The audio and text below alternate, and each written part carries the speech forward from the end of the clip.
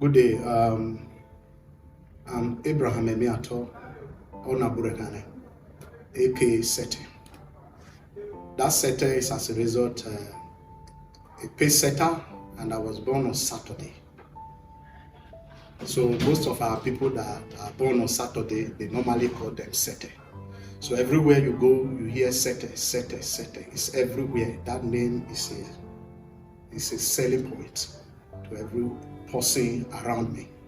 So my name is Abraham Emiato or Naburekane. That is my name. I am born into a family of Mr. and Mrs. Joseph Emiato. I'm the 8th child of my mother.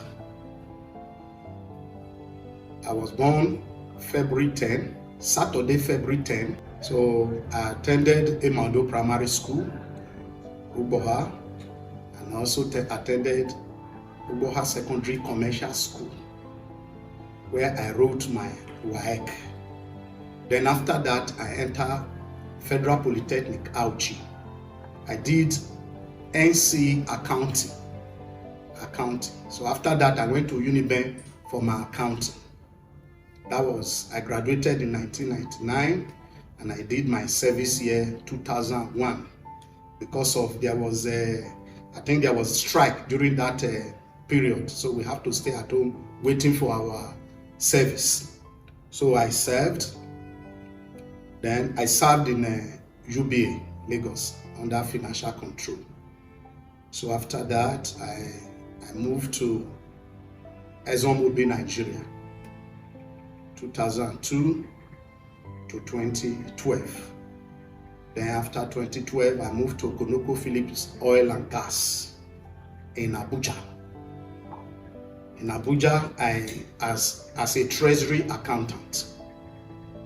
After that, I moved to Green Roses Energy as a manager finance. So as presently, I'm back to Ezonmobi, Nigeria as a senior project accountant and contract admin. So that's where I am. Then my nuclear family, I'm married and I'm blessed with children. Okay, I'm outspoken. I'm outspoken. I'm bold and audacious. I believe that with God, nothing is impossible. That once God is on your side, you can move mountain. That is where I am. That's my personality. And I'm very empathetic because I know what it means to suffer. I remember after the death of my father, how my mother will go into bushes, harvesting cassava from fallow farms. I know what it takes, especially for the women, what it takes for women only to take care of their children after the husband dies. According to Olarotime, he said when the head of the household dies, the house becomes an empty shell. I saw it during the traveling of my blessed late mother. When I was in Uniben, or before I went to Uniben, I was the ward secretary of Ward 10, East and Southeast, under SDP. We were the people that fought tooth and nail to ensure that Oyego was voted into power. So when I got to Uniben, we were doing annual symposium or annual seminar, and we wanted Dr. Olifo to come and do the presentation, to come and present paper for us. So I visited Dr. Olifo. After I visited Dr. Olifo, I saw the university, Ambrose Ali University. So when I saw the university, something dawned on me that no matter what happened tomorrow, whether the name of the university is changed 100 times, the person that brought this university have left a legacy. So I decided to pay a visit to where this man called Professor Ambrose Foronsho Ali was buried. And I found out that he was buried in the front of his father's house, his father's compound. So it set me thinking that humans that are dedicated, humans that know the plight of people around him, can leave a legacy. Because at the end of the day, success is about how many people have you been able to remove from the poverty line. Whether you like it or not, people like us benefited from Professor A.F. Ali. Most of us wouldn't have gone to school if not for him. So that has been my driving force, that no matter where I find myself, that I must ensure that I leave a footpath, a footprint on my way, so that at the end of the day, on my last breath, I should be happy to say I have achieved what I really set out to achieve in life. Because nobody in this life that is giving birth to without a purpose. There is a purpose in which I'm born. If you look at my DP, I said I'm born for this. I'm born for this, to serve my people. I want to serve myself to the people. I know nobody believes in politicians. Everybody so believe that every politicians are corrupt. Every politicians are thieves. But whether you like it or not, no matter how corrupt the society is, maybe you talk of prostitution. When you go to our universities, there are final year students that are still virgin. They are still virgin. Whether you want to believe it or you don't want to believe it. I know this society is polluted, but there are still some genuine people that want to do what is right before God, before man, and before their conscience. That is what I stand for. That is my conviction, why I said I need to run for governor of my state, to bring leadership as an example, leadership by objective, to demonstrate it that things can be done right, if not because of man, because of God that has loaned us life. It can be done right. It can be done right. So that is why I said I'm coming out to come out contest for this position. I've not had position of, maybe I'll say I joined this political party and I was voted for. I've had ward secretary. If you go to the various schools that I've attended, I've been a welfare secretary, I've been a faculty president. Outside the school, I'm always leading wherever I find myself, without even lobbying for it. During NYC, when we were doing NYC, I was the CNC, Commander-in-Chief, Road Safety, because that was my club during NYC. So, I've ever been in leadership position. It does not necessarily mean that you must be under a political party to say it's only now that I'm in leadership position. All through my life, it has ever been a leadership position. Even I currently undergo a school called School of Politics, Policy and Governance, where you see professionals. By the grace of God, I am their governor. I'm leading a group. So it's not leadership is an innate. It's in me. I'm just looking for where to express it. To express it. That's all. First and foremost, I believe strongly in education. Very strongly in education. I will not, because the Bible that I believe in it. It said, when you do good, let the left hand not see it. I've paid school fees. I don't need to announce it that I've been paying school fees for people. Some people who say they want a greener pasture have helped in one way or the other. I run an NGO called Portrait International Foundation. One of the cardinal objectives of Portrait International Foundation is to take people that seemingly look dwarf, to make them believe in themselves, that they have potential for a better living. And every Sunday, not more than 5 to 7 minutes broadcast, I broadcast it to millions of people all over the state, all over Nigeria, all over the world. What are we preaching? What are we telling them? That your life can be better. Some people can come to you to tell you that you cannot make it. Mind you, when God was creating you, he did not invite those people to say, come, let us create you. God has finished his work. What you will use to live forever is in you. So we are preaching it to people.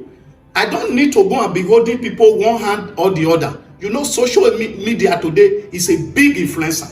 So we are telling, it's even one of the things that I'm going to take as my responsibility to ensure that the youths, especially in Edo State, because youth today in Edo State, they are scattered. Most of them are into different fraud that you can think of, different occultism, because they are not harnessing their ability.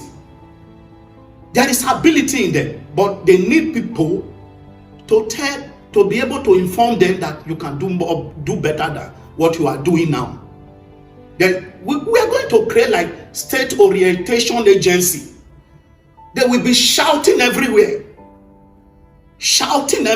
telling people that your life is better when you are focused on a particular thing.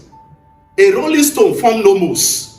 You cannot be here, be there, and you say you want to make it in life. No. Even though you do fraud, maybe internet fraud, and you make hell of money, at the end of the day, those money are going to vanish, because first of all, you don't have management skills to manage those money. So these are things that we are going to bring on board to ensure that people are aware of. Lapses. For me, there is disunity everywhere. Disunity. Even in his political party, there is disunity. First and foremost, because where there is disunity, there is no development and there is no peace. Because I will want to undo you, you will want to undo me. That's where we face in Edo State. That unity, that disunity must be broken down. Bring everybody to the dialogue table. Let's discuss. We are one, we are brothers, we are sisters. Whether you like it or not, let me go to Germany tomorrow. Let me go to Canada tomorrow. Edo State remains my home. Whether I have 10 skyscraper in anywhere outside Edo State, I must come back to that small hut I call my home. So there must be harmony.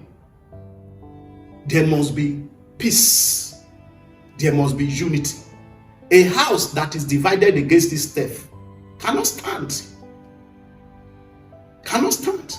So that is the fault I'm seeing in this government. The inability to harmonize each and every one, especially his political party. I know my manifesto is pretty straightforward. First and foremost, the political party that I'm going to be affiliated to, they already have an existing manifesto. That manifesto will be adhered strictly. Adhere strictly. Adhere strictly. I wrote the other day, I said, like, for example, like a 13-month salary. 13-month salary is nothing now. It's nothing, because is just an addition to worker salary. I don't see why people should be jubilating about it. There is nothing big deal that has been done. Somebody said there are some states that don't pay. Is that what we are going to copy? Because some people does not do things right, so we will join them to continue to perpetuate evil. Now, we must do what is right before God and before man. Education is key in any development. No education, no statehood, and no nationhood. So education must be pursued vigorously. Vigorously. Every child must go back to school. We must not allow children to hawk outside. It's going to be any child find like that, the ward or the parents, they will be punished. They will be punished. Education, health. Health is key. We give them a good health. Equip all the health centers. Equip all the health centers. Agriculture, when we say agriculture, we must be able to face a particular product. Taking people from subsistence to mechanized farming, but facing a particular product where we will have comparative advantage over others. Comparative advantage. When we talk of Edo State, they say, they are here. Then oil and gas. Oil and gas. When I was growing up,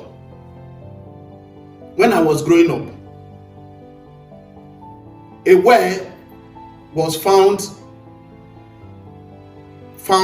between Uzea and Uboha. But there was a struggle of ownership. Me, I believe strongly that oil is still on the ground. But because of that struggle, the oil dried up. We are going back to do a seismic surveys,